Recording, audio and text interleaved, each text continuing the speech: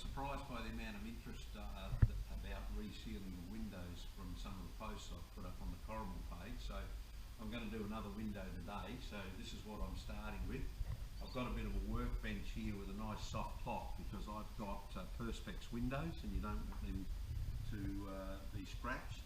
So what have I got here? I've got my screw drive, I've got a Coromal wheel, easily bought from a hardware store, got some ISO spray and a clean cloth, my Bostik roof and gutter seal. I've got a couple of putty knives and I'll show you why I use those, and a screwdriver in case I need it, and of course I've got my new Tessa tape ready to go, and I've got a empty fruit tin. Now why would you want that? I'll show you in a minute. Okay, so this is the window I'm going to do today. This one here, this nice big one we did a few days ago. So that one's all done, and we've done a couple on the other side as well.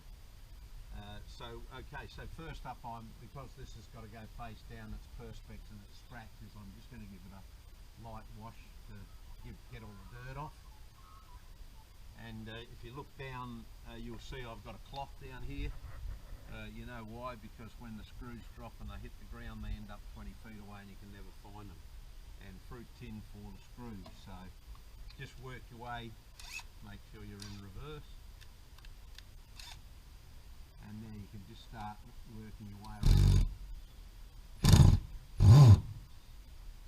Working your way around here.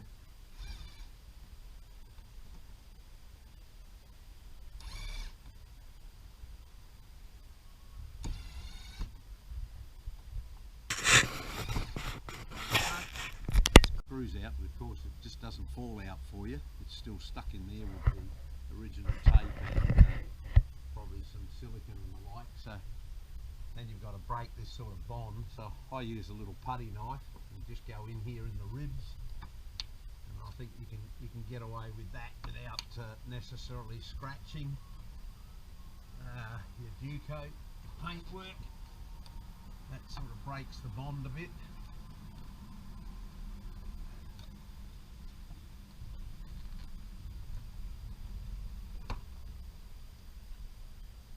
Once you've got it out a little bit, you can generally get in behind the silicone, in behind the Tessa tape, up against the and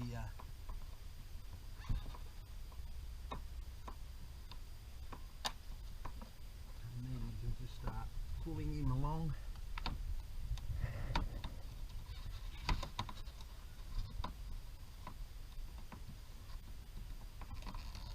Once you can get it in behind the screen, you can generally just run the knife along.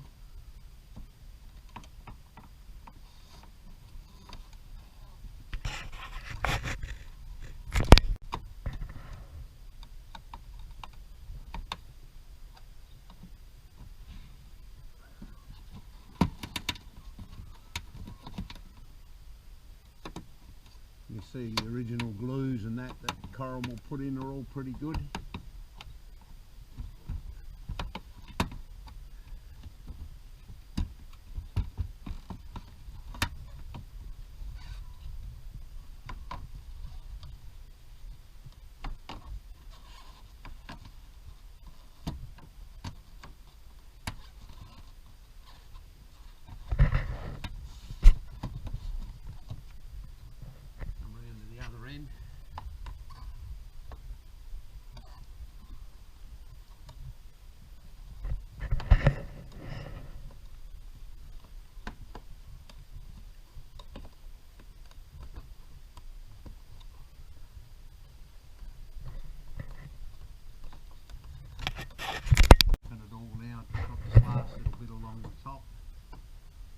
Running the putty knife along.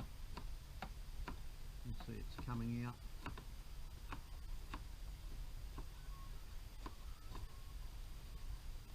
And there she is. But just make sure when you are taking it out, your winder's in the in position, otherwise it won't come out of the window if it's stuck on the outside. So there we are. So this will need to be cleaned up in a minute, and we've got the first stage done. So we're face down on a nice clean cloth so we don't scratch the perspex, and then we're just going to start. This is where your putty knives are really handy. You could almost do this with a credit card, I reckon. So just get the worst of the tape off.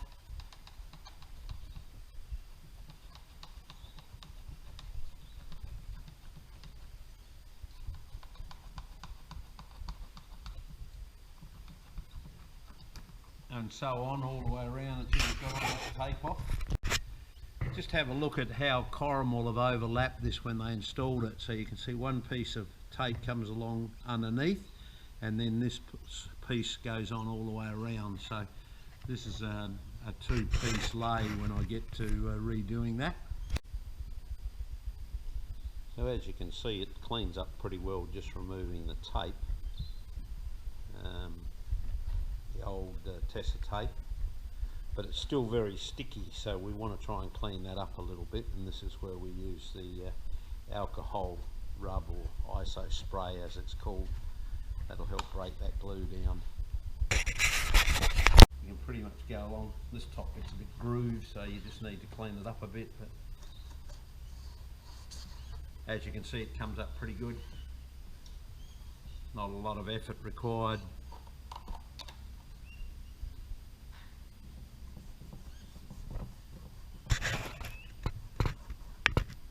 This is where your Coromal wheel comes in handy now, just to clean up around here. Very lowest setting you've got on your drill, and not too much pressure, and just let it work its way along.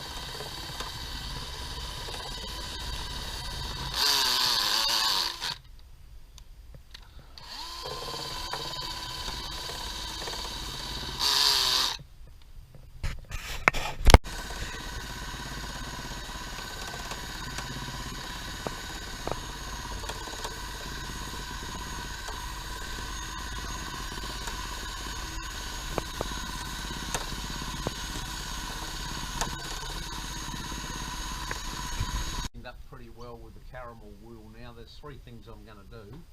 I'm just going to check, you know, in terms of pulling the window out, you've got a couple of raised spots, so just a gentle tap to flatten them down, and then just make sure when you pull the window out you didn't hook any of these edges. I've got a little pair of pointy nose pliers, and I'm just going to sort of bend that back in a bit where I've done that, and then you can sort of tap that off with your hammer as well, so that you've got a nice square edge for your window to go back in. And then the last thing I'm going to do is I'm just going to give this a bit of a wipe down with the ISO spray all the way around, so that I've got a nice clean surface to work to. That'll actually bring the last of the little glue off, sort of like that, and then you know that you're pretty well right to go with this window going back in. Interesting, you can see the original silicone that we're between the sheets that's been put in by Coromal on the installation.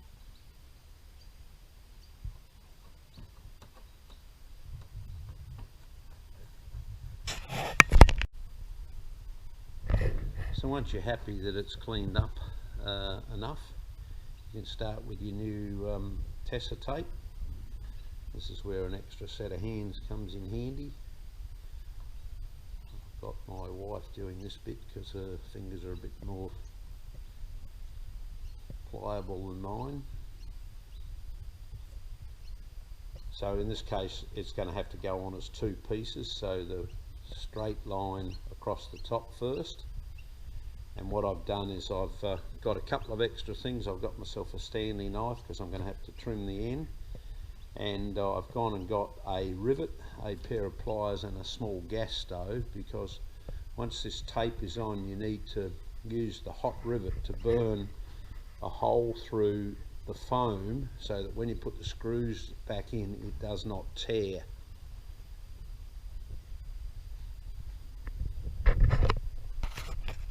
On both ends we're just going to do a little bit of trimming because we've got to get that other piece of foam in, so just go down a little bit and then not all the way down to the bottom, and then take that piece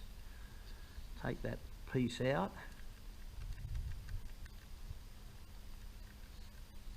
A little bit tricky.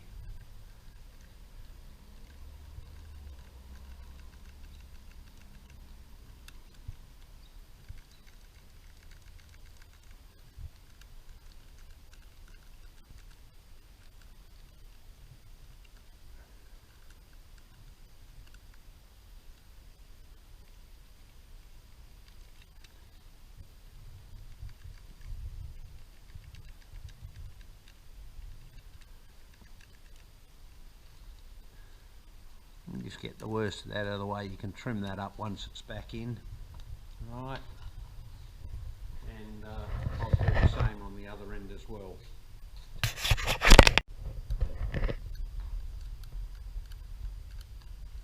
Cut through the surplus tape, Tessa, and then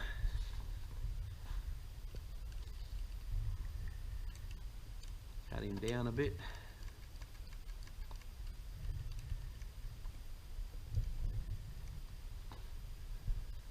And then in from the end.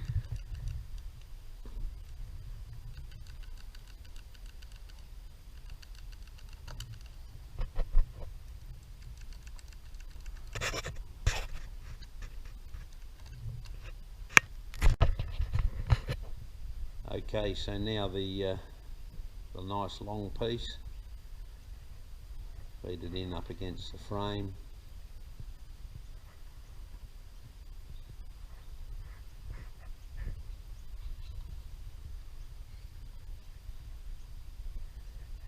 And then I'm pretty much going to be following around with the Bostik roof and gutter sealant, and just put a line of silicone on top of this tape. Just a line. I'm going to squeeze some down here in the joint where it joins up, so that'll help seal that when we put it back in. And then you just run a nice line of silicone around. Doesn't have to be real, you don't want too much, you just want a bead, basically lay down a nice bead of silicone.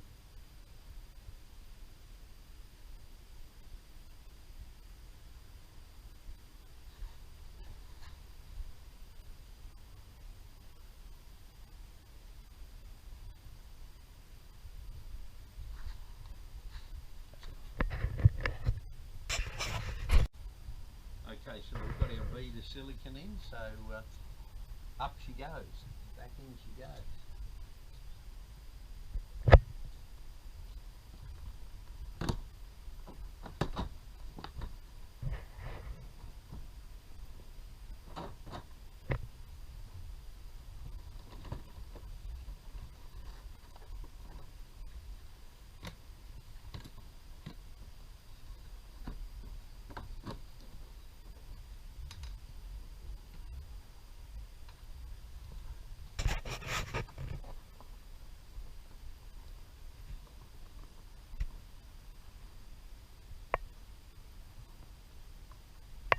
So you can have a sneak peek and look where your holes are, and then run your hot rivet through, and then you can get your first of your screws in.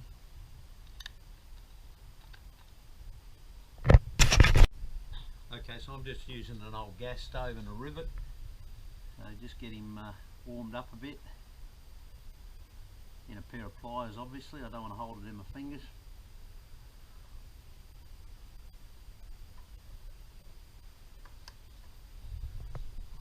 They do tend to drop a little bit, so you can have a bit of a look and make sure your line's okay. And put your, you see that's gone in okay. Drop that on the ground. And once you've got your first couple of screws in. Okay, so a couple of things. Once you've got the window back in and all your screws in, you can just go around gradually tightening these up. I'd prefer to do it by hand because you can feel the tension, and square it off as you go. And then one final thing, you'll probably have a little bit of silicone sticking out if you've been a bit too generous, so just a bit of ISO spray on the cloth and just run it along, and you'll end up with a nice little tidy bead. And then just give it a bit of a polish around because there's a few finger marks and that, and you're all done. Probably about 2.5 hours, I suppose, all up.